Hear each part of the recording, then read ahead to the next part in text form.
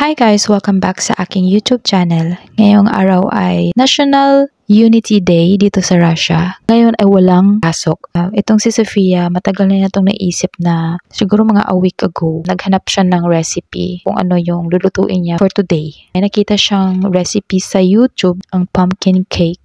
Ginawa niya dito ay hinugasan muna yung pumpkin, tapos hiniwa-hiwa niya kasama yung balat. Nilagay niya sa baking tray, tapos binake namin siya ng 1 hour hanggang sa lumambot. At nang lumambot na siya, tinanggal niya yung balat, tapos yung laman, binlend namin sa blender.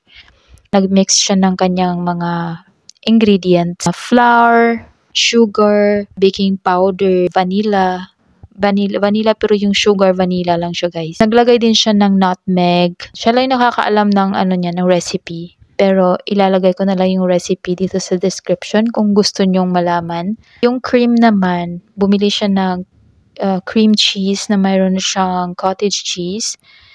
And yun, minix niya yung powdered sugar, vanilla sugar, at naglagay din sila ng iba't ibang kulay ng food coloring. Masarap siya in fairness ha. Mahilig talaga sila maghanap ng mga recipe at gusto nilang itry. Thank you so much for watching.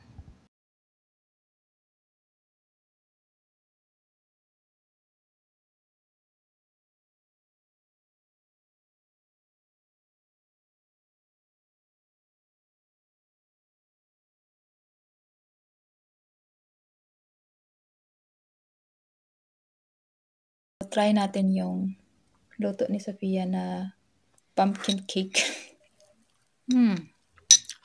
Sarap. Itong batang hindi kumakain ng squash or pumpkin, ayaw daw niya ng flavor pero